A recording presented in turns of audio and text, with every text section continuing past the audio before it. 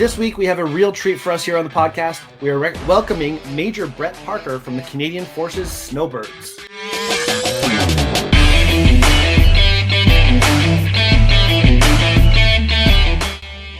Hi, good afternoon, or I guess morning. I probably guess afternoon there, I suppose. Yeah. It'll be morning when this airs. So, very nice to meet you just a few minutes ago, and thank you so much for being here, Major Parker. I'm a little bit fanboying right now. I don't know if you've already noticed, but I think Mark and maybe the rest of us are as well. Yes, definitely. It's a very impressive thing that you do, and I'm just going to first let the world know why you're here and what you do, and then we're going to say hi to the other co-hosts, and then we're going to get into our meat and potatoes of the conversation, so to speak. First of all, Major Brett Parker, pretty much as I've been told, you are the boss of the Snowbirds, and I don't know if boss is a term that's used in the Snowbirds as a normal thing, or if they just call you boss because it's respect and you're awesome. Probably both. I would assume. But ultimately, I'm so happy that you're here talking to us today. The Snowbirds are something that, as a Canadian, I'm very proud of. I've lived in the States for a long time. I remember when I was living in the States, hearing about the Snowbirds and seeing stories about the Snowbirds was always impressive to me. But I never really thought of it as creative until we started the podcast. We started having conversations of people who we can talk to. And I threw out the thought of maybe getting somebody from the Snowbirds on, and it was well received by my co-hosts. And when I emailed you folks and you were all in, I was shocked and very pleasantly surprised. So why don't we say hi to Ryan? We'll start with you, Ryan. Say hey to you. It's been a minute since we've been doing a show. We've had a few weeks off recently, but how have you been?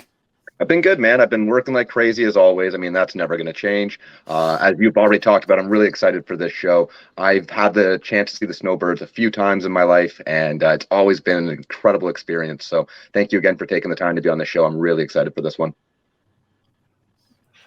Aurora, how about yourself? I'm doing great. I'm happy to be back. It's been just like you said, a few week break, doing a bunch of stuff. I've been very busy with work and home stuff. Super excited to get into this conversation because every time I've seen the Snowbirds, I've been blown away. It's just such a cool experience. Yeah, quite literally. Yeah. So it's super awesome to be talking with Major Brett Parker today, and I can't wait to get into the conversation. Awesome. Mark, you're on vacation and you made a point to be here, so I know you're excited. Yeah, absolutely. I'm fanboying as well. I'm just in awe. I mean, Major Parker, I've been a fan of the Snowbirds since I don't know how long you've been around, but ever since I can remember, I've been a fan of the acrobatics and the aerial stunts that you guys pull off. And I think the last time I actually saw you perform was back in I think it was 2019 at the Canadian International Air Show in Toronto. And I got my friend scored some VIP seats for us, and I got some fantastic photos of the entire air show, but most importantly of the Snowbirds. So, and also my hometown now is Thunder Bay, and I know you guys use that as a hopping point.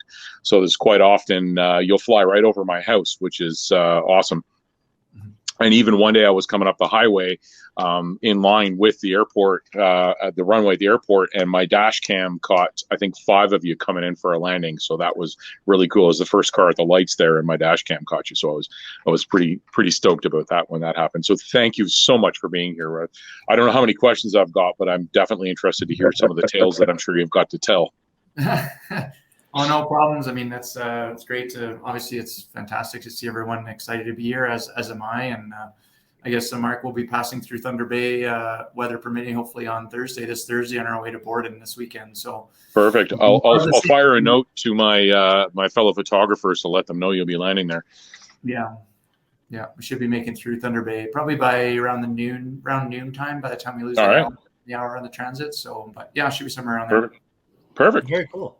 Yeah. Well, a big reason I wanted to have you on was to talk about the creativity side of aerial maneuvers. I mean, we look at it as, laymen and see planes doing this very close formation maneuvering up in the sky and think, oh, okay, that's got to be difficult. But I think of it kind of like driving down the DVP. just not hitting people. Everybody's so close to everybody else. It's hard to even navigate that. But when you're doing it at speeds that you're doing it at, with the safety concerns and with all of the things, I know creativity is a part of it. But how much of a part of it is the creativity side of it, and how much of it is the safety side of planning these maneuvers? Well, to be honest, actually, it's kind of both, I suppose. Obviously, the safety aspect is pretty much why we spend so much time. Like, we have a good 6 to 7 months worth of workup training to get to we get to say show ready. We just finished our acceptance show. Our acceptance show completed this past Thursday from the commander of the Air Force. So you can imagine the cycle to get there is it's roughly about a 6 to 7 months where you take someone who doesn't really know a lot about, I guess what you'd say, the Snowbird way of doing formation, and then they've got roughly about 7 months to work into the team. Everybody gets obviously a number, which obviously designates a certain position in the team, and then you spend that 7 months working. The formation gets tighter and tighter and tighter, which would be the safety aspect that you're asking about. And we talk about the creativity that goes behind the team, and it's one of the things that has actually been, what I would say, is actually pretty fortunate. And like, even being the boss right now, but even when I was on the team before, I personally have always taken an interest in show design, in designing the shows and designing the maneuvers in particular. And so even this year, like I was actually on the team last year as number 7, and so I already had shown up to the squadron about a year early. But I did actually spend quite a bit of time in the off season watching a lot of the old Snowbird videos, a lot of the old Snowbird shows, and trying to, a little bit of that, sometimes old is new again, by taking some maneuvers that maybe haven't been flown for a while and trying to, reestablish a little bit of that curb appeal, just because something hasn't been done for a while. And that's one of the nice things about the team, is that if you ask any of the other, I'll use mainly the North American-based teams, which of course are the Blue Angels, the U.S. Navy Blue Angels, and the Air Force Thunderbirds down in the United States. Their shows are pretty much, they're established by higher command, and they don't change. That's their show that they fly. There's not really any injects, and that's what you fly. We have always had the opportunity to adjust shows as required, and we'll move things around. We've got about 150 different maneuvers. We can't do it all in one show. We'll run out of gas well before that. So you kind of have your little playbook, and you pick and choose from that playbook that would hopefully work. And ultimately, it's all about the crowd appeal, and hopefully people leave the show saying that they've had a Snowbird experience, and hopefully they leave with a smile on their face, and obviously you want to come back and take pride about what we're doing and who we represent, which of course is every Canadian. We're obviously all Canadian military members, like active military members, but a large portion of what else we do is we talk about being ambassadors for Canada, and we go down stateside all the time, and pretty much tell people that we are part of the extension of our country, and proud of who we represent and the way that we do things. So I guess that's a long-winded answer, I suppose, to what you're asking about. But yes, there is training, but then there's also that other aspect of it from the creative piece that goes into it. Yeah, that's really interesting that the Americans and some of the other guys just basically have the same routine that they have to run out. Do they still design it themselves like you guys do at the beginning? It's literally handed down, and this is what you guys have to do. I mean, Wow. there's probably a bit of inject maybe in there from the team to a degree. And I know that those teams have done a small adjustment to their show. Now, I know, like, the Blue Angels just brought on a new aircraft. So the Super Hornet's going to be a slightly different animal than the old Hornet was giving them. So they may have had to adjust a few sequences there in order to still provide the crowd appeal. But ultimately, it's still a Hornet. It's just bigger and louder and a little bit faster. So you're kind of getting more of the same thing, I suppose. But yeah, like I said, I brought my, the card that I, originally designed, that I pieced together, in the off season, and you kind of can put that to the camera, and you kind of, there's the camera, talk about our high show. There's our high show, and it's got the sequences in there. And then on the back, it's got our low show, and, it's got the sequences in there as well. But this card only exists for the I guess there we go. this card only exists for this year. I've got different cards from my previous 5 years that'll have a slightly different script and a slightly different profile, different formations and whatnot. So that part for me anyways gives me a lot of enjoyment. I enjoy doing that kind of stuff, sitting down and piecing together things that will hopefully come together and work well in a script that allows us to do which we kind of pride ourselves on, is being able to have something going on in front of the crowd at all times. So, we're not in the fastest airplanes, we're not in the loudest airplanes. Mind you, 9 Tudor jets overhead do make quite a bit of noise. But when you have 9 airplanes, you can do a lot with them. And because we're not traveling as fast, turn circle size, all that kind of stuff, talking about the physics of flying, it allows us to stay in front of the crowd a lot longer and then provide that crowd appeal, hopefully. And but it's a different show, and everybody likes to compare our shows. And but it's apples and oranges. I say, the teams down in the States, they're driving the Lamborghinis and the Ferraris, and we're driving the kind of more like, I guess, the MGB. So technically we're all in sports cars, but we're all in slightly different classifications of sports cars, but it's still a sports car. Well, let's talk about that a second, because the Tudor you're talking about, that's been around for almost 50 years now. Yeah. So the plane that you're flying, it's not new, so you're able to know it really well and know what it's capable of and really be able to push it to the limits that have been tested and tried and true, which I'm sure is a comfort level for the pilots flying. But also it's an older plane, which means that maintenance becomes a completely different thing.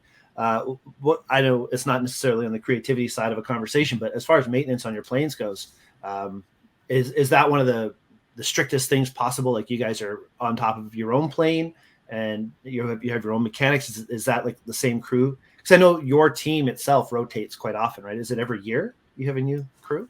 We usually get new pilots that will join the team every year. That will be dependent on how many people are scheduled to leave. So that's the pilot end. But we do. Our technicians are pretty much the unsung heroes of allow us to do what we do. They put in a lot of dedicated work, especially when we go on the road. And we go on the road with this year will be with 10 jets and a semi truck carrying a bunch of parts, and maybe a couple of golf clubs. But don't tell anyone. I'm just kidding.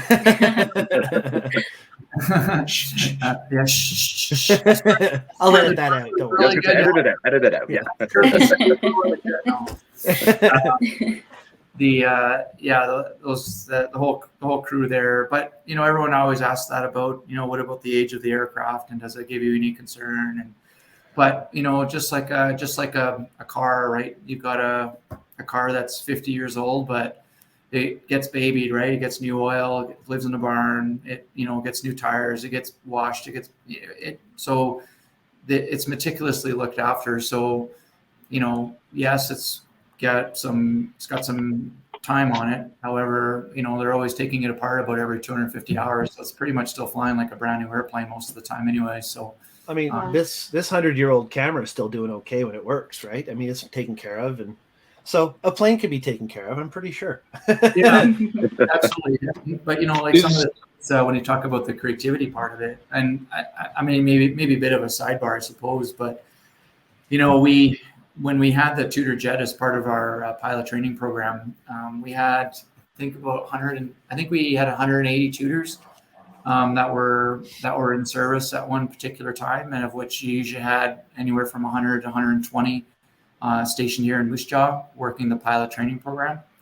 And then obviously as the pilot training program moved forward into the NATO flight training program, and they basically replaced the Tudor with the Harvard II and the Hawk, a lot of the jets just got sent to Mountain View and near Trenton, and basically got mothballed. They just kind of were sit out in the sidelines, right? Just kind of wrap them up, cover the canopies, and just look after them. And they effectively became our parts, like our parts place. We'd go there and pick things and grab things off, and just start robbing things.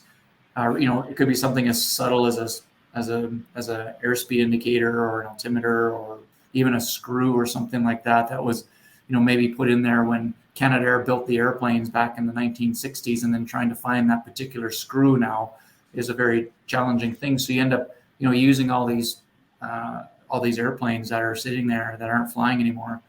But obviously that's still a finite number of screws or whatever, right? There's only so many of them. And, the longer obviously we continue to use the jet, we still go through those things. And so now we've gotten to the stage for some items where they had to actually, from the creative part of it, actually manufacture some of those pieces again. So now we have an ACS shop, which, basically goes and bends metal and does welding and all this kind of stuff and makes and fabricates pieces that are no longer on like old airplanes anymore. So we've had to, again, rely on the creativity part of it in order to be able to continue to be sustaining the jets that we need in order to do our job. It's very Canadian. I love that. I love everything from the fact that you do have control of creativity, that you do have say in the routines, that you have your own people making your parts. Again, something to be proud of, something to be really, really proud of. So that's great.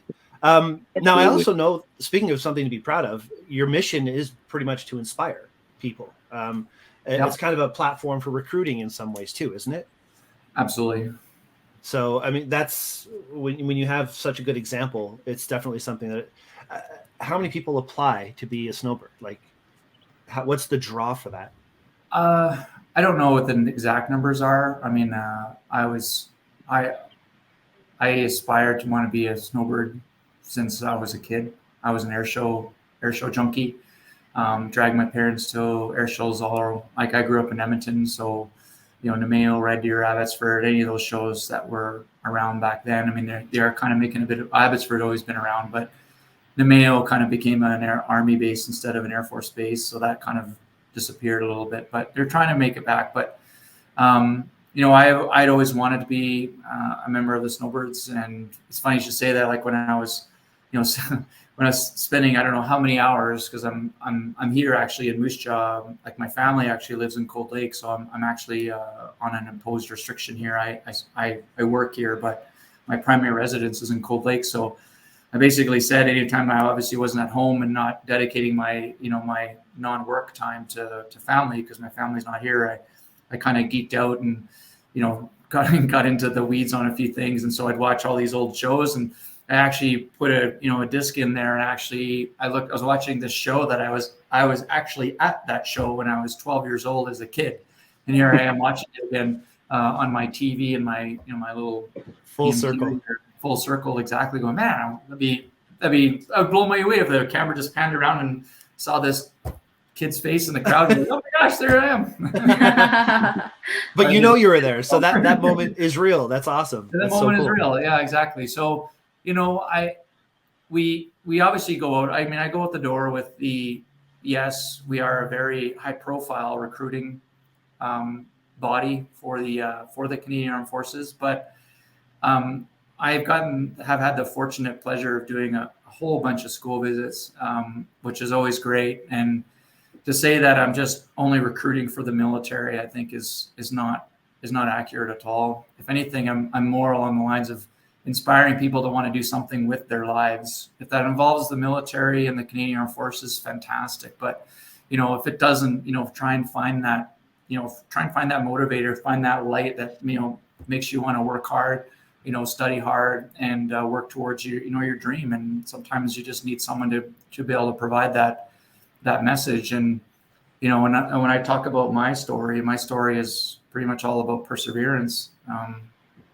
I was originally told I wasn't going to be a pilot in the military when I first applied to the military after high school. I still went to Royal Military College on when you go to military college and the enrollment piece, it was almost, kind of feel like you're on a scholarship because you are being paid to go there. Your tuition is paid for and whatnot. And then in return, obviously you provide service. But I didn't pass for pilot. I passed for navigator. I didn't pass their pilot selection aptitude tests in in Toronto. But I found myself that I didn't have like the light at the end of the tunnel, that motivation to want to continue with my studies there. And so I elected to leave the military. I went back home, went to the University of Alberta, got my Bachelor of Science degree. And it was completely by chance that I was, waiting for my dad outside his work. And I popped in the recruiting office and I spoke to the commanding officer there. That was, and I asked him like, hey, what are the chances of being able to be retested for pilot? And he gave me a course of action. And he said, if you do these things, I'll send you back, which was, a private pilot's license, finish my university degree. And so pretty much I did all that, went back and said, here you go. I did my part, send me back. And then I guess you'd say I've been fortunate to be able to do ever since. So when I go and talk to kids, I get, I was told, and I don't want to necessarily date myself, but I was told in 1992 that I didn't have the aptitude to be a pilot. But yet by 2007, I graduated from fighter pilot, 410, from the fighter pilot training course to become a fighter pilot. So you kind of say, clearly, just because you got told no doesn't necessarily it's a never. That's a great message. Yeah, absolutely. Yeah, I mean, that's something people need to hear for sure. Sorry, did you guys want to, Aurora? Yeah, so one of the questions I wanted to ask is a little bit about your journey, like starting off, but I guess you kind of answered that a little bit there. No, that's okay. Like I read into your body. I think it's sorry. Honestly, I think it's so great that that you kept with it, right? Like, you took a break, you stepped back, and then you're like, no, I've got to try this at it again. And you're here now, you're major, and, on the Snowbird. So I think that's an incredibly inspiring story, whether you apply it to what it is you do, as a pilot, or a boss of pilots, or you apply it to any other creative field or even career. So I think that's incredibly inspiring, and many people can learn a lot from your story. If you keep doing what you love to do. Yeah, I would love I would love to hear some stories of maybe your favorite, most memorable memories, flying, or show that was a favorite of yours. Are you talking about flying with everything that I've flown, or just with the Snowbirds? I'm in general. I'd love to hear some backstory for sure. I've been very fortunate to pretty much for most of my career always land in a cockpit of something or somewhere. I'm actually on my 6th tour of flying in a row, which is not characteristic within the military. Usually end up going to do some kind of staff work. It's a balance, right? Balancing out between the skill part of being a pilot, but then there's also the leadership aspect of being, obviously as a major, as a senior officer, and I have subordinates and need to obviously look after them as well. So it's not only about strapping an airplane on and flying every day. There's more development than that. But I have been fortunate. I started off as an instructor pilot, which I absolutely love. I love having that opportunity when you talk about inspiring people and working hard for them. And, I would say that probably was one of the most rewarding opportunities for me, is to, again, take someone who just wants to be a pilot in the military. And, we have standards and you have to do tests and you got stress and you got all that kind of stuff. And you work with all these individuals to see them through, and then at the end of their course, they get their wings and their families there, and you just see the joy and appreciation, but you also, kind of also take in the fact that they worked hard and stayed motivated. And I found that very, very rewarding. And then from instructing, I did go to the F-18 from there. And the F-18, I mean, it's a fun machine. It's a complex machine. It's a busy environment. I know, Top Gun 2, Maverick, and all that kind of stuff. Obviously, there's a bit of glamorization in there to a degree, but it's a busy job. Like, there's a lot of system. The airplane itself is very easy to fly. It's you're not really a fighter pilot. Yeah, okay, you take off and land and whatnot, but you're more of a like a systems operator versus necessarily just going around and pulling G and then going to the bar and having shirtless volleyball games. Rocking aviators the whole night. Yeah. We're like, yeah, all right. No, just kidding. But the job, though, we had a chance to do a bunch of op-related taskings, and one of my last taskings was supporting the the 2010 Vancouver Olympics. So we were actively involved with that. Obviously working behind the scenes, more of like a security posture and stuff like that, but you still felt like you were part of, Canada was hosting the Olympics and, Vancouver and all that kind of stuff. So that was fun as well. And then I came here, and the Snowbirds. I mean, the Snowbirds is a very unique opportunity. I've come back here I guess 3 times, I suppose, in order to fill a job here. As part of my motivation has been from going back to my childhood, as I've already discussed. But is there a particular show? I mean, I wouldn't say there's a particular show. Every show has its treats. You can go to the big shows down in the States. We're going to go to Huntington Beach, for example, this year, which is pretty much Los Angeles. And notwithstanding the oil slick that happened last year, they usually have about 5 million people come and watch that show on the beach. It's a 2.5 mile long kind of beach area. And, they usually have about 5 million people. 5 million people come watch that show. It's a pretty special place, don't get me wrong. So, I mean, that's pretty cool. But to be honest, some of the places that I always loved is, we come back to the Tudor and what the Tudor has allowed us to do. And because of the smallness of the jet, the performance of it, it's always allowed us to be able to connect with the smaller communities, just because of the size of the jet. We don't need like a crazy long runway to take off or land. And so the ability to go into some of these smaller communities, I mean, you go to, I don't know, I've been to so many places where the entire town just puts on a show to host you. And, as far as I'm concerned, I could be billeted in someone's house, and, they wash or dry. It's like going home. Like everywhere you go, it's like going home. They treat you like your family. And it's absolutely because you've earned it. It's because of the stories. Well, I don't know if I've earned it. I say I've worked hard to be here, but I'm obviously hugely appreciative of the reception everywhere we go. And people are so ecstatic to see us, and of course, never want to feel like we're taking it for granted ever. And that's part of the, I guess the image that we project is being humble and basically projecting that we're just average Joes that have gotten the opportunity to do a pretty extraordinary job, to be honest. So. That's awesome. But yeah, like some of those smaller shows have been, some of my favorite ones as well.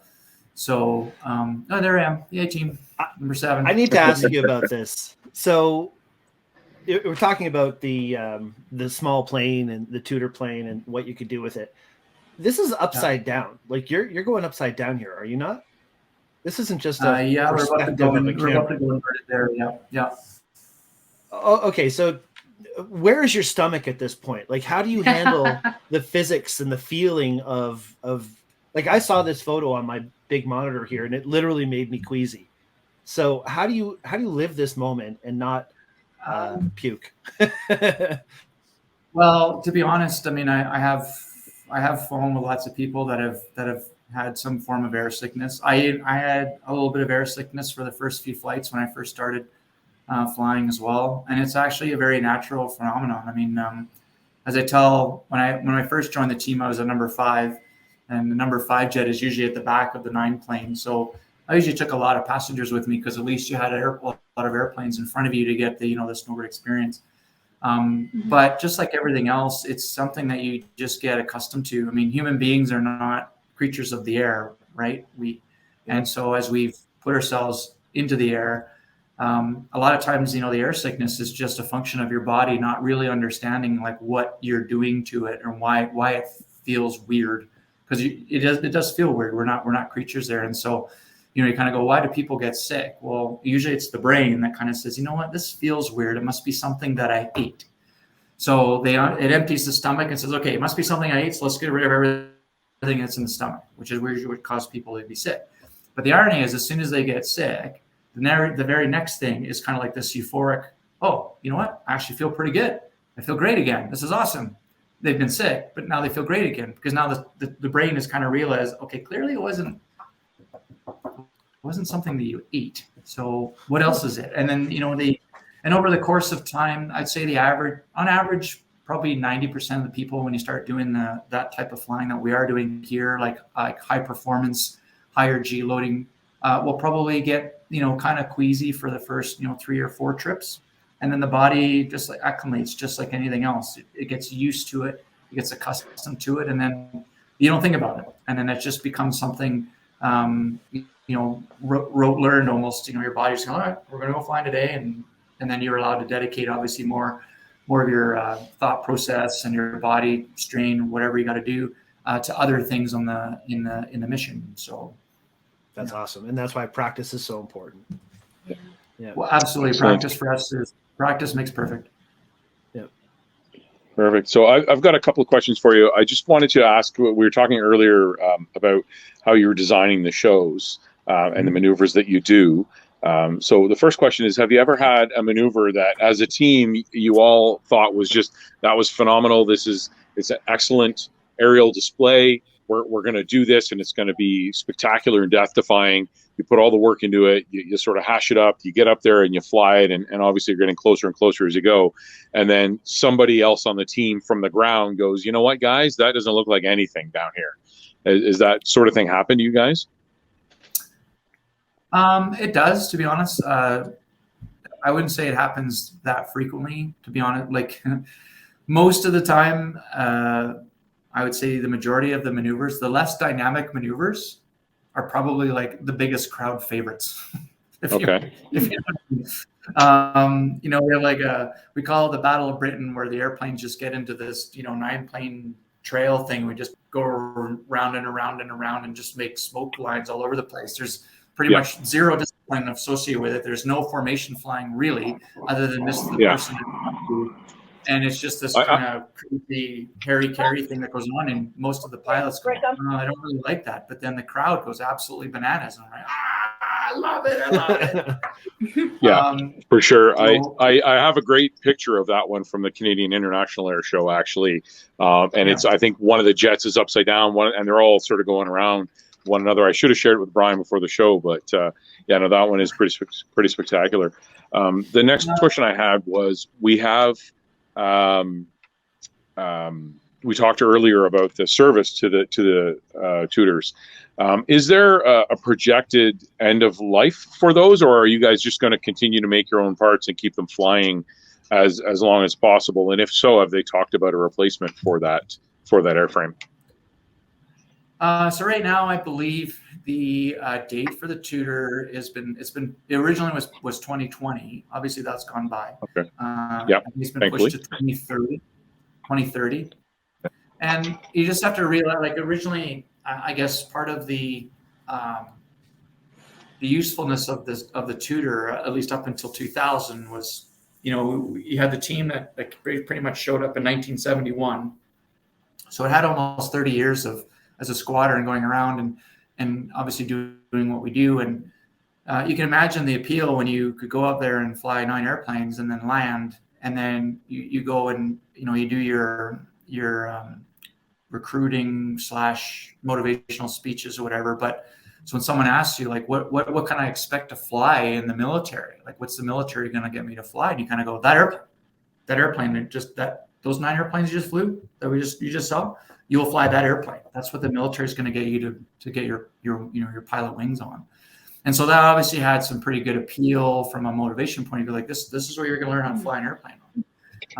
So part of that discussion has always been, well, do we want to try and get back to that? Being able to showcase, that, well, the motivation part of getting to the military is you'll get your hands on this airplane. And so that's how it historically was. What that's going to end up looking like, past 2030 or whatever that end date is going to be, I couldn't tell you what it's going to be. I know that's what it was up till this stage. And so, I'm hopeful that it does get replaced. It gets replaced by something that can still provide, a Snowbird experience. And I'm sure we'll be able to figure it out. We'll go back to the drawing board, use our creative mind, and we'll give me an airplane and we'll figure out something to put together that hopefully will make Canadians proud of what we do. Awesome. Perfect. Excellent. And then the last question I had in that run was the sheet that you just held up for the low show and the high show. What is the ceiling and what would dictate the conditions to switch the shows, and how easy it is for you guys to actually do that switch? Is it you practice both shows coming up to it just in case the weather changes and you have to switch show? Yeah, so we have so basically our high show, which is all the looping and rolling and stuff like that. I keep going the wrong way for the camera. My lefty righties are all mixed up. Yeah, must be the Monday thing. So our high show is typically 4,500 feet. So from the ground, you need 4,500 feet for weather. So if it's higher than that, we can get in any of our loops and rolls and no problem. If it's less than 4,500 feet, then our low show is pretty much where it's a loop. It turns into what we call a wrap. So it's effectively a flat loop. okay. But more or less the ground tracks, we call them the ground tracks, are effectively the same. It either goes in the vertical for a loop or it goes in the horizontal for a wrap. And it's all dependent on the weather that pushes us up or down.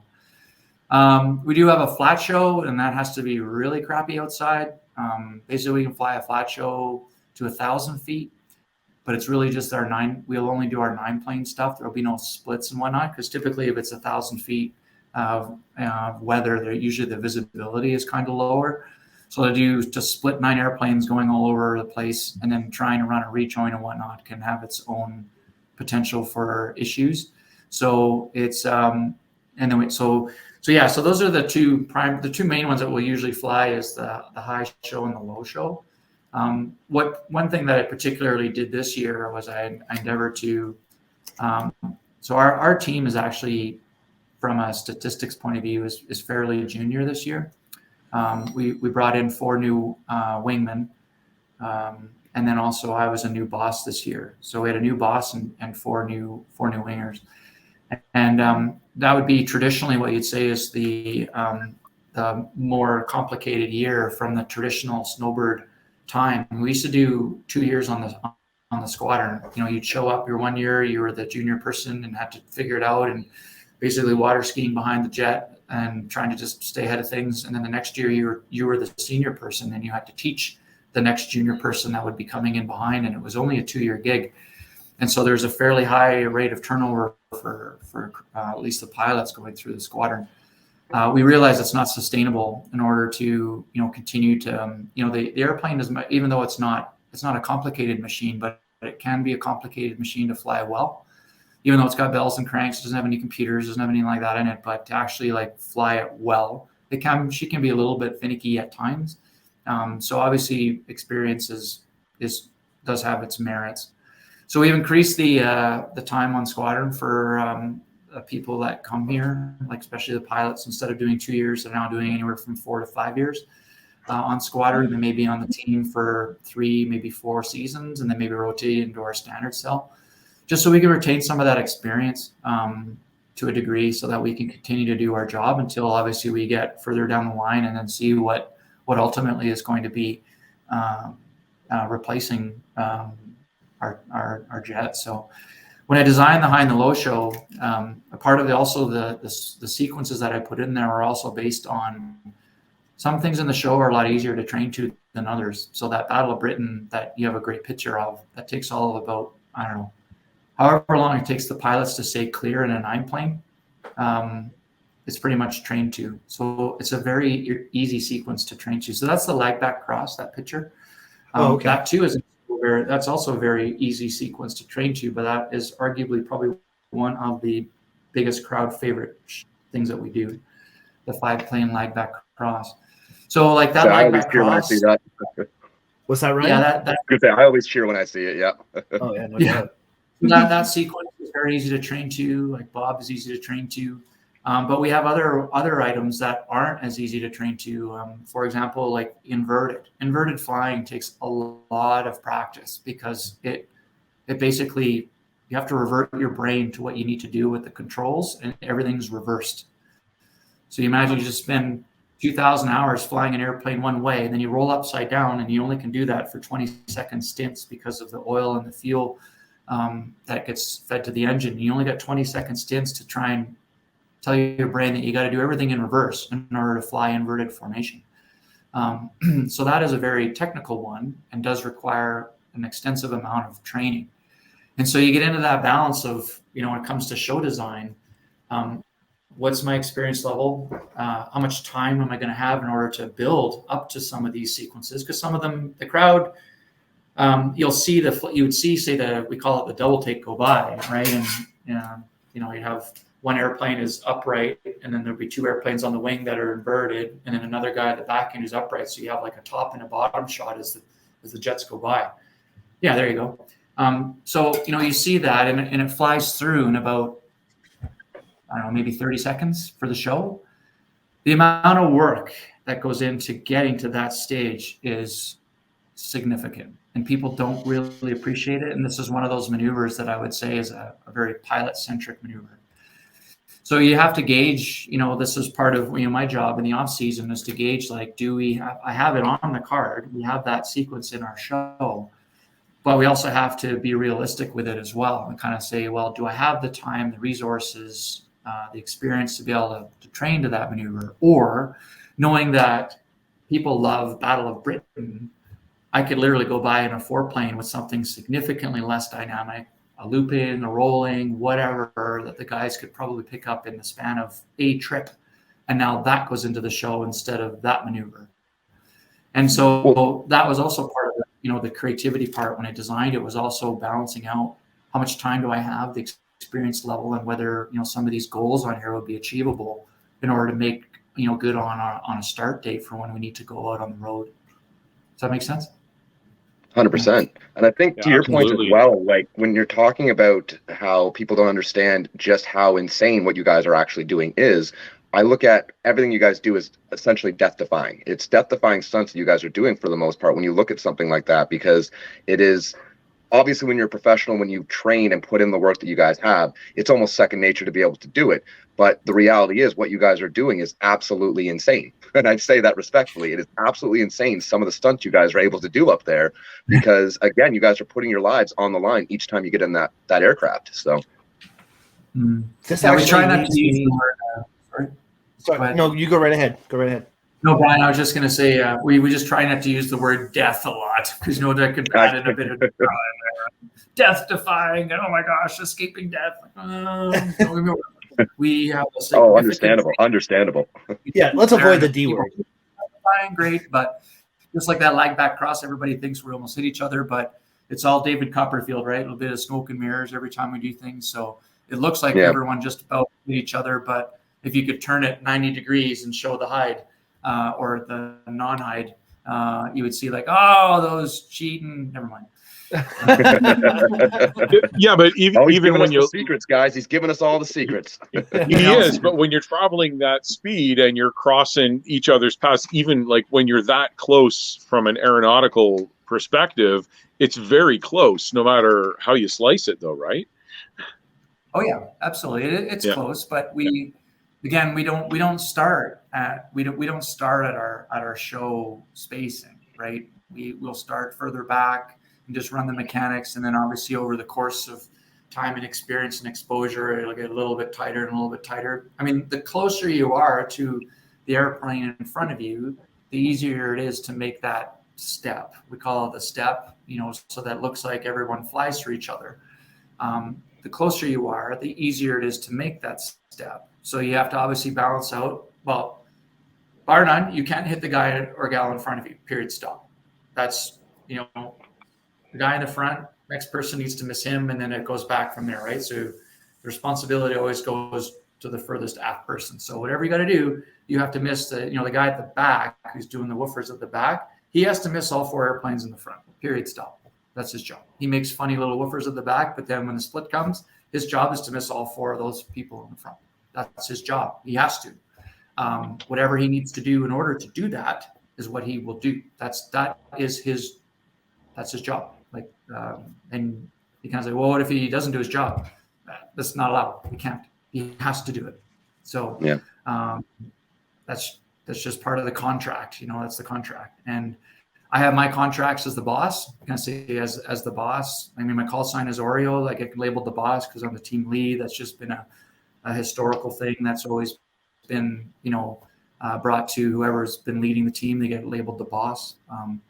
But my job is to obviously lead the team around. But ultimately, like during all of our looping and rolling, my job is to not hit the ground. That is my pact. That's my role. That's my job. And the guys trust me to do that. So you kind of say, well, what if you don't what if you hit the ground? That's something that I can't allow to happen. Like that's my biggest responsibility, is people trust me in order to not hit the ground, and that allows them to focus on what their job is, which of course is to formate off of me. And then obviously, depending on where they are in the formation, they also may be responsible to miss guys that are even closer to them. The guys that are in the periphery, like our outer pilots or solo pilots, like they still have to miss guys on the inside, right? So it's not just, everyone has a role and a responsibility to do in order to make, the formation work within the scope of the show, ultimately, so that we're safe. And that's always bar none. But as we go out the door, like our first priority is spectators, safety of the people on the ground. Every show has a primary, we call it the primary spectator area, like that grouping where everyone's going to be. So we miss that at all costs. Then the next is the safety of the crew that are in the airplane. So I'll miss something dire happens. I won't obviously have my jet point towards any spectators. Then the next will be myself. I'll look after myself. And then the last will be the airplane. If the airplane is going to crash, but when I say like the spectators, I also mean ultimately as well as people on the ground. Hopefully a lot of the shows, usually a show has got to have an aerobatic box, and that in that box is sterilized. There's no one in that box except for the jet. So if the jet does go into somewhere in that box, there shouldn't be anybody on the ground that would be adversely affected by it if that did happen. And those are the priorities. So it's always like people on the ground, period, stop. That will always be our miss first and foremost. Then we'll look after ourselves. And the last thing we care about will be the airplane. If I can obviously do all three and do, obviously miss people on the ground, not have to eject, and also save the airplane, great. But that necessarily won't always be the case. The mental toughness that you must have is absolutely incredible. Like, it's just hearing you describe that to me, it's mind-boggling to think that you're able to process all that, be aware of it, and be confident enough as well in your abilities to say, I don't even really think about it to that degree, right? It's one of those, you have to be aware of it, but the mental toughness that you have is absolutely admirable. I'm going to relate that to in photography. They always say your first 10,000 photos is when you're just learning and all this and that. And photographers go through this training process. And, I feel like I've been doing it long enough now that I have confidence and I can do things and I can think of it and do it and whatever. But I don't have people's lives at risk when I'm doing it. Like, I don't have that added stressor of it. So to Ryan's point, it's kind of going where I was going to say before, is the mental health side of what you do. Is there all kinds of mental health training for you as well? Or is it all just, well, I shouldn't say is it all. I mean, there's so many different training I'm sure you go through, but do they focus on mental health for you as well? Obviously I think even just from a society point of view, right, we've progressed a long way with mental health, just in general, right? There's a lot more understanding on, how people operate and whatnot. And I wouldn't say we don't necessarily dwell on that kind of stuff and prepare ourselves for that, because ultimately that's a really, really, really bad day if I do have to get to that stage. But obviously the military does have that support staff available to assist with that. And, we have had our accidents in the past, and we've had this, the support network in order to help people through that. Do we pre-arm them with that? No, I would say it's more along the lines of, we focus more on the training part of it, the training, so to make good decisions, and sometimes they may have to be split second decisions. But ultimately, being able to, most of the time during shows anyways, you're usually at a speed that'll afford you the ability to gain some altitude, slow things down, mentally process what's happening. That's part of the, even just the military training. We have checklists, we have procedures, we have 9 airplanes. So if one person's having a problem, there's 8 other people that are hopefully around that can assist as required. And so we focus more on that, being proactive with that, than necessarily going, well, let's go with worst case scenario that something does happen. Now we will talk about it. We'll do briefings and stuff like that. obviously most of the crews have spouses, girlfriends, boyfriends, whatever that is, that need to understand that yes, we do have a more risky job that does have its potentials. And, if it does happen, then these are the support networks that are available, and this is how we would deal with it moving forward. I don't know if that kind of answers your question. Yeah, necessarily though, your focus isn't on that. Your focus is more on your training, doing what it is you guys do, and that's just something you're more aware of than anything else. Yeah, I if I go with like a show, most of our shows are usually over an airport or at an airport. Okay. So I've probably just taken off from a runway, and as long as I've got some kind of speed that affords me to get a little bit of altitude, I'll likely be able to get the airplane back to that runway throughout any of segments of our show. Like that's another nice thing about being able to stay closer, to the crowd, is that we always stay within a gliding distance to be able to put the airplane somewhere should something dire happen. So yeah, it's not going through my mind per se. Where I think it kind of more comes up is when we're doing, say transits, for example. We'll be going through Thunder Bay and in all likelihood in a few days. And Thunder Bay is an airport that we don't operate out of very often, and we're not doing a show there. We're landing there, we're getting some gas, saying hi to some people, and then we're carrying on. But every airplane, there's a takeoff and a landing, and there's always the potential of something happening right at any given time. And so we will spend, that's part of our training as well when we're briefing, say the departure out of Thunder Bay, right? Which way are we going? What are the, the potentials if something happens here? Is there a crossing runway that we could put the jet towards if something happens here, right? And always, trying to be ready for that if it does happen, but it's more on a brief. We don't necessarily practice it to an extent. We do some training here, but like as part of our annual qualification stuff, but that's more of a briefing more than anything. And just guys, all the crews just need to be prepared if that does happen, that they execute their brief and they follow their procedures and go with it from there. So that actually brings up a great question, because anybody that's I'm being the fanboy, often I'll be at the airport when you guys are coming in for the base boarding show. I've been at the airport that you operate out of there up in Oro, and people hang around the end of the runway and sort of watch you come in.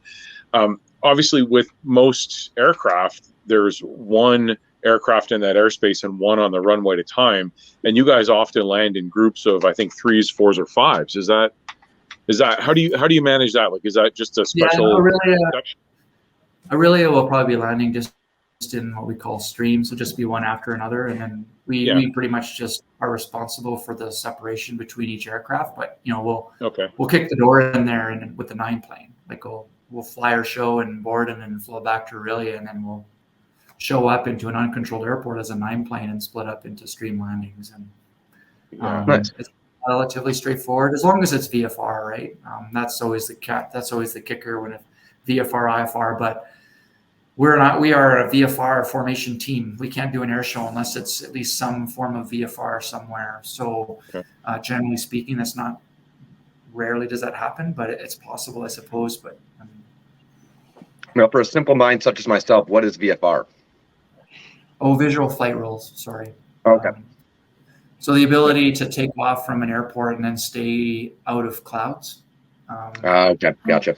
So visual flight rules usually within the standard is 1,500 feet and 3 miles of visibility. So like our low show is 1,500 feet, but we need 5 miles of visibility in order to do our low show. So because we have splits in our low show, so in order to do splits and you have 9 airplanes potentially going every which way, you can get separated fairly quickly. So we have a little bit higher visibility requirements than what our typical VFR is. And then IFR is instrument flying rules. Sorry, I should have been more specific on the acronyms. Well, that's okay. I do have one final question for you as well. I know we're kind of getting short on time here, but something to add on to Aurora's question from earlier. What was the experience like for you the very first time, once your training was done, the first time you got into a plane with the Snowbirds? Do you remember kind of what went through your mind as you were taking off, being in the air? Did you have any sort of I wouldn't say epiphany, but how was that feeling for you the very first time that you were fully certified and living your dream? Are you talking about the first time I flew with the team, like myself, or because I actually flew with the team as like a passenger before getting on the team? I would say when you actually flew yourself, like with the team, not as a passenger. Yeah, it was a very special moment, actually. I would say probably the biggest thing or the most, momentous occasion that I remember was the first time we went out with the 9 planes, and everybody was solo for the first time.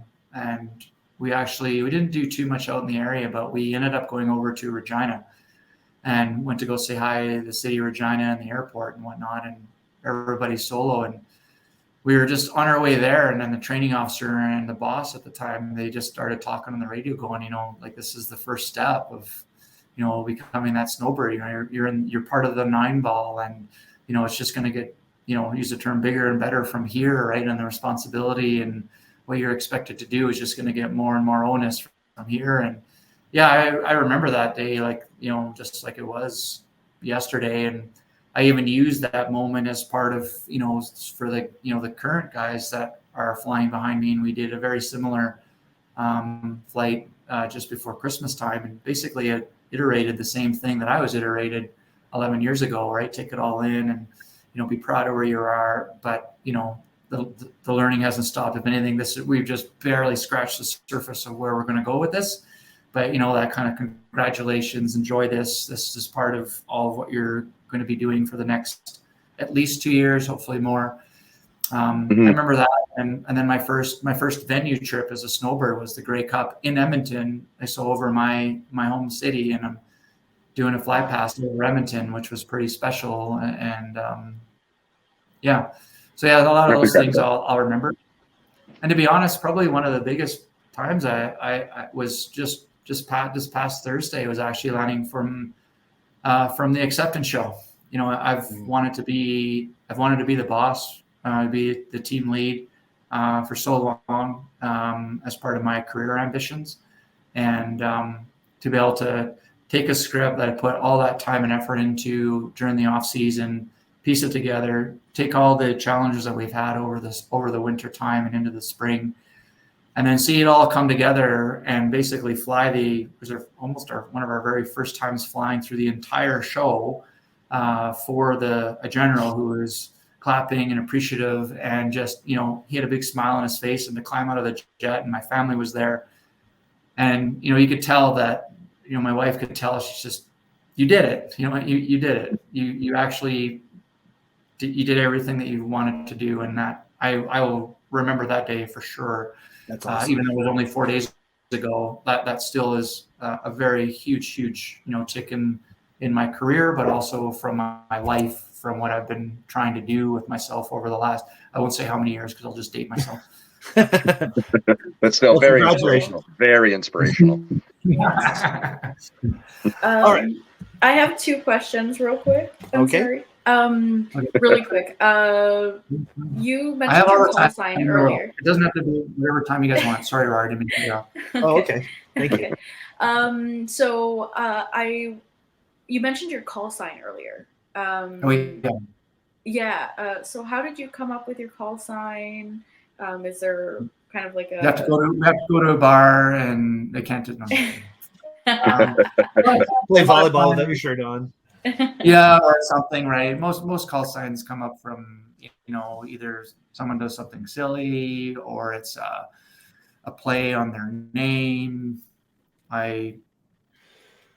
Just see, we have to have a drink. No, I was kidding. Deal. Yeah, I was just on in. You need to have a drink. No, I'm just kidding. Call signs are just, I guess you'd call it sort of a bit of the old school sort of fighter pilot way, where people just get call signs. And it's funny, most people just call you by your call sign and won't even know your first name, and just show up to squadron and they'll just call you by your call sign and they won't even know what your name is. And then one day it'll be like a commanding officer like, has anybody seen Daryl? Who's Daryl? Jason, like, Jason, who's Jason? I don't know, ping pong and bling or whatever. I'm like, oh. So yeah, I mean, I'm not gonna lie, I do like Oreo cookies. But a lot of times call signs just come from doing silly things, or play on their name or whatever. So I'm going to leave it at that. I'm going to keep a little bit of suspense on that. That's perfectly fine. That's perfectly fine. I just have this thought in my head of how many Oreo cookies did you have to eat to get that call sign? Well, needless to say, a lot of places where I go, there'll be like, the organizer will have like a little stash of Oreo cookies. I'm like, oh, just if I need more Oreo cookies, and having enough time trying to fill in the red flight suit, let alone having like cookies for a late night snack after a social. Sorry, Aurora, what was your second question? My second question is kind of like a two-part question. So what is your favorite Oh, that means that's two questions. That's I was going to say, technically now you're just adding on here. shenanigans. What is your favorite maneuver as a pilot and as a spectator? As a spectator, probably the lag back cross, as I alluded to. That's probably, even for me, I think it's kind of a fun one to watch. As a pilot, well, I've had the fortunate pleasure of, I've flown when I've been Snowbird 1, I've been Snowbird 2, I've been Snowbird 3, I've been Snowbird 5, and I've been Snowbird 7. So I've had the fortunate pleasure of being a part of a lot of different sequences. As a pilot, I probably would say something like a pilot-centric maneuver, like the double take. So doing inverted formation and learning that. I did that back in 2013 and 14 as Snowbird 2 and 3. That was pretty cool to be able to learn how to do that and do it with confidence with another airplane that's right there, and you're going to roll right up, roll upside down right beside this other airplane, and then follow them through. And I'd say that from a flying perspective would be probably the one that I take the most. I'll use the term pride, but I figured it out. I was able to figure it out. Oh, that's great. Awesome. Thank you. I'm just looking at all my photos from the air show, and I'm just trying to think, was he this one? Was he this 5? Was he 2016? Were you 16 I was gone. So I was number 5, 2011 and 2012. That's number 5. 2013 I was number 3. 2014 I was number 2. And then 2021 I was number 7. Well, that jet you showed before, that was me. So awesome. Yeah, that was the photo supplied by you guys. So okay, some of these were my own, and some of them were supplied by Gabe there. So that's awesome. Thank you so much for spending the time. We have a couple more questions for you before we let you go for the day.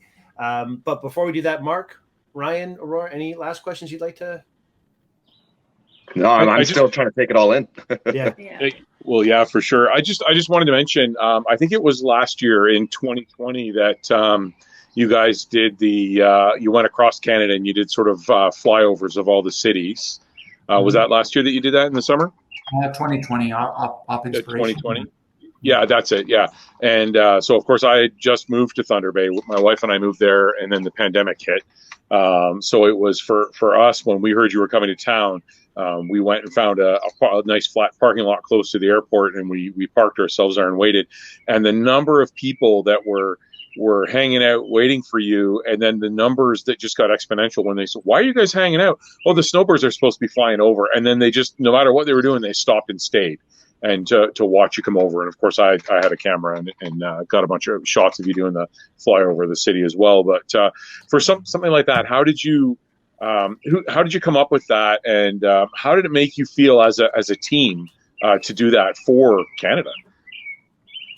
Well, actually, the initiative for that actually came from Jen Casey, Captain Jen Casey. So she tragically lost her life there in Kamloops.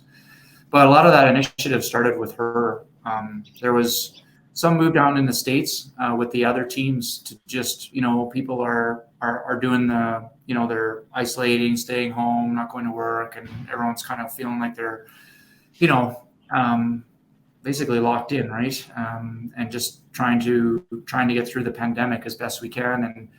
And she was the one who came up with the initiative to the name. So Operation Inspiration, which we've retained even now, even though we obviously were going to do air shows. But if we have these targets of opportunity over communities, we'll obviously say hello with the 9 plane en routes and stuff.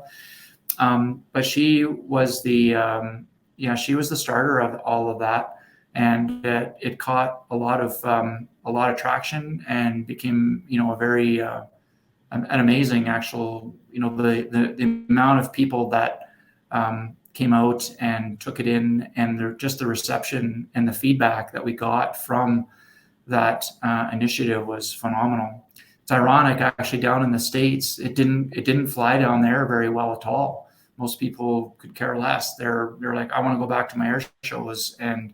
But up in Canada, again, it's so difficult because our country is so big, and we're always so limited, both with gas and time and everything, to be able to get across our entire wonderful country and say hi to all the people that we'd love to go say hi to. It's just very difficult for us to be able to do that. It gave people obviously a lot of pride, both obviously within the squadron. I mean, like you said, you go to any one of those airports and it's just flanked by thousands of people that just want to come out and see the team. And it just, I wasn't on the team in 2020 for that, but I know obviously leading up to Kamloops, I know that the people that were on the team were feeling, an incredible amount of pride just by virtue of the reception that all the Canadians that were showing for this initiative. So yeah, it was a pretty amazing experience for sure. And it's also quite a legacy for her as well, to have come up with the idea. And the situation that happened is unfortunate. So I think this is a great legacy for her as well. Absolutely. That was her, and that was also part of that. Why we kept the name as well, right? To show that the legacy of what was, even just what it was intended to do.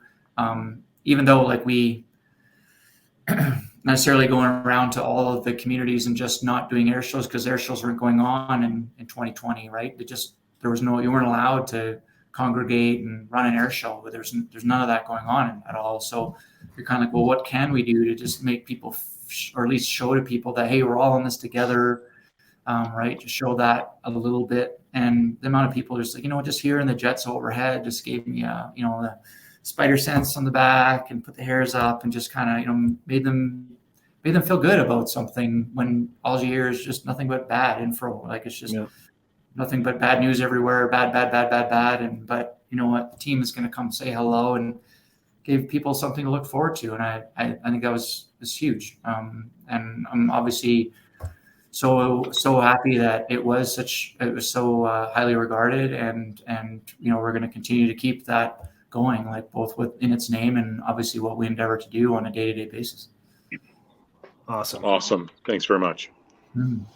All right. So this leads us to our final questions. Now, before we went live, I asked if you had a challenge for our listeners.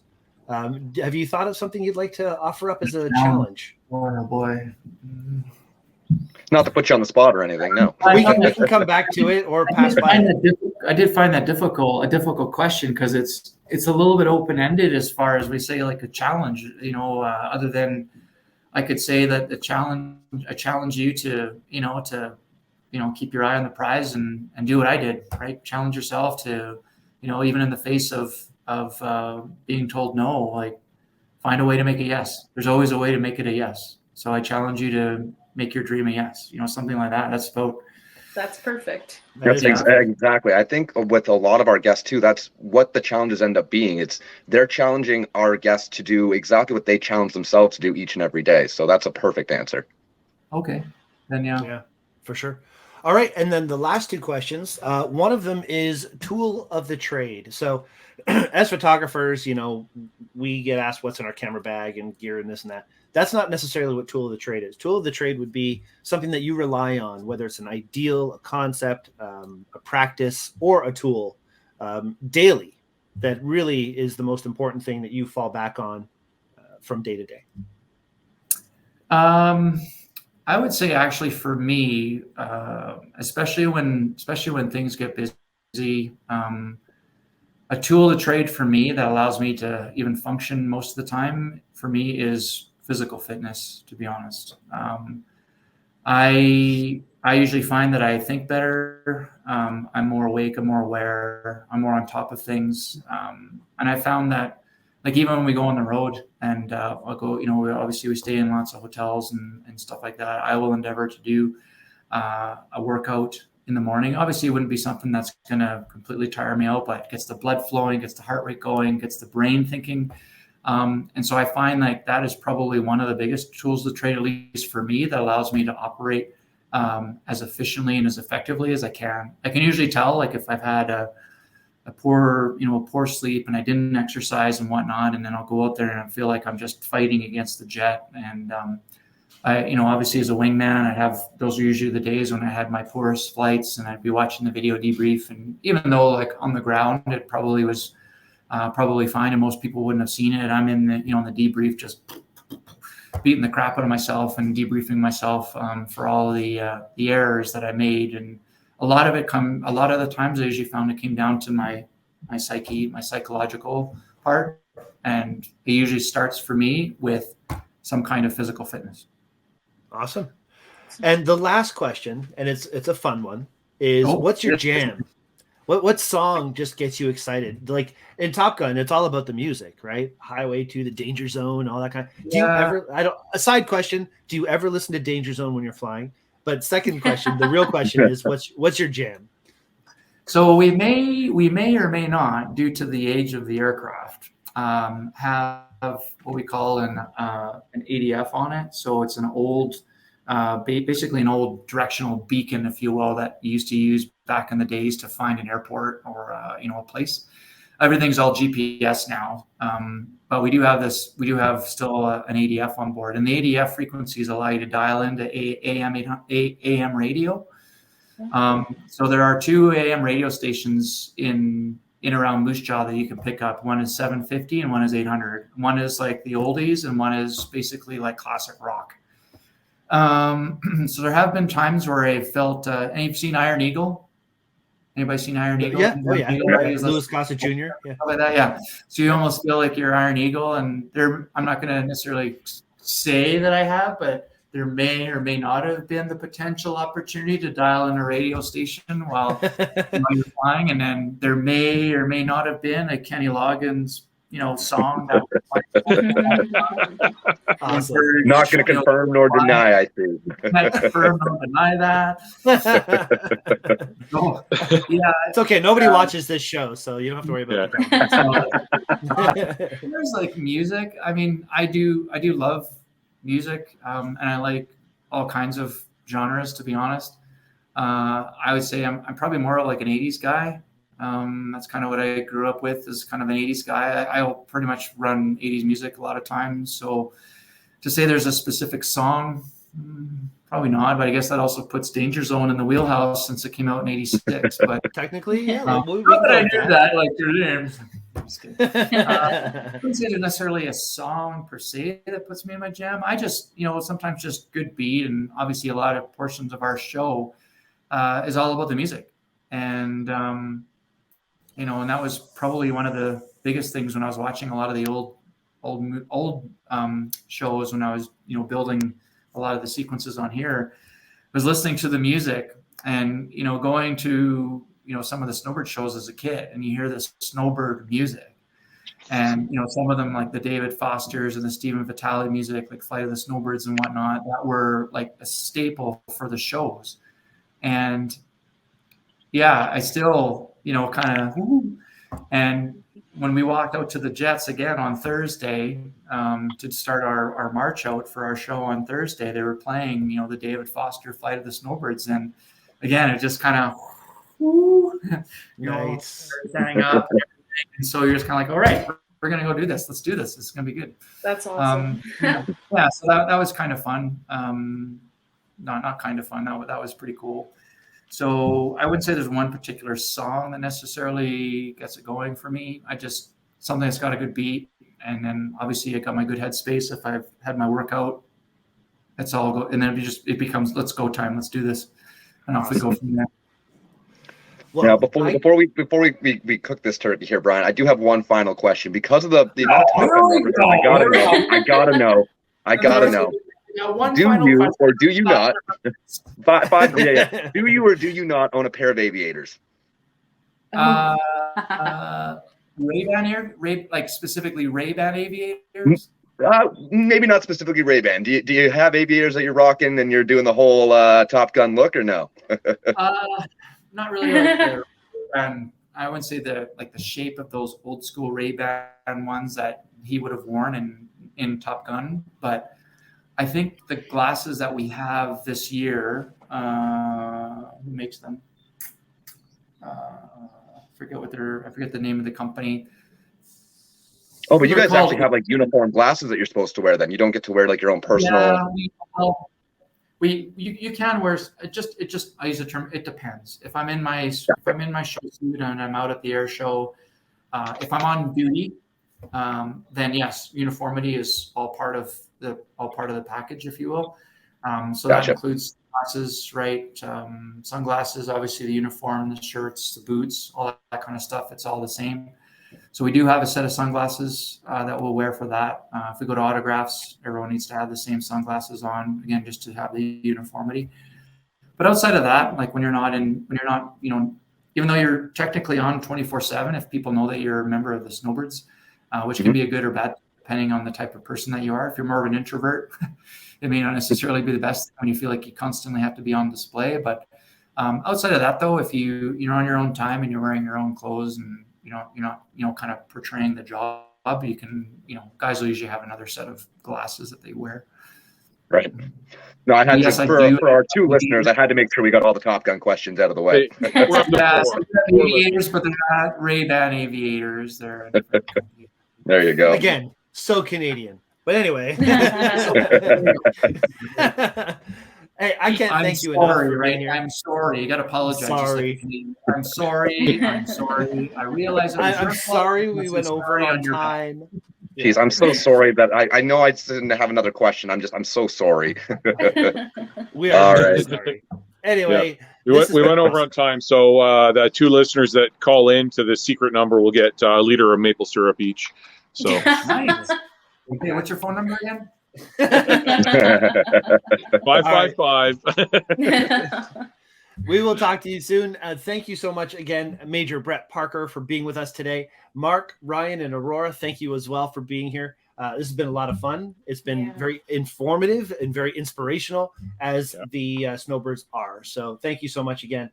And for anybody who watches our show, if you enjoyed our episode today, don't forget, click like, subscribe to our channel, share this with some friends, and we hope you have a great day. We'll see you all next week. Take care. Brian, Ryan, Aurora, Mark, so great to meet you. And again, thanks for taking the time out to chat this morning / afternoon. I guess it's afternoon. Yay, now it's afternoon here. And maybe, Mark, maybe we'll see you around there in Thunder Bay there on Thursday. Yeah, you won't see me on Thursday. I'm in Southern Ontario right now, but I'll let my friends know that you're coming through and to watch for you. Okay, sounds good. Missing out, Mark. You're missing out. I know. I'm missing everything. And even I'm leaving the day of the air show at Borden. I'm leaving Southern Ontario, heading back to Thunder Bay, so I'm going to miss that too. Are you going by? We have a midweek in North Bay. Oh, do you? Interesting. Coming together. It's coming together. Coming together. There's a plan formulating. Just saying, it is kind of on the way, right? Sort of, yeah. It's just I'm skipping a jump to North Bay from Thunder Bay. Not bad. Oh, geez, what's that? 5 hours? 4 hours? No, it's like about 13. Oh, geez. Yeah. A bit different in a plane. Yeah, I don't have the tutor to get me there, so No, you said you're leaving from Southern Ontario, right? Yeah, I'm leaving Southern Ontario to head home to Thunder Bay on Saturday, just coming. So yeah, so I think I'm going to miss everything. I start back to work on the 20th. Yeah. Are you going to stay north of the border, or are you going to go through the states around? No, we'll stay north of the border this time. Okay, so you probably will go through. Well, maybe not necessarily. Well, you'll go through the Sioux and everything, right, on your way to Thunder Bay? Yeah. Okay. Well, is North Bay that far out of the way then for you if you're coming that way? It's another way to get there. We can go up through North Bay or through Sudbury and Sault Ste. Marie. Yeah. Anyway. Yeah. Don't let Make it Major happen. Parker down, Mark. Go out of your way. I know. I know, right? I'm just thinking, yeah, wow. I've had a personal invite now. Personal invite. I have to do it.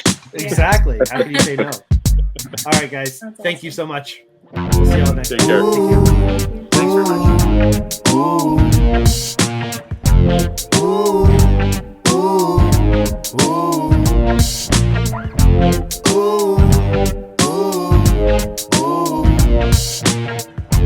Ooh.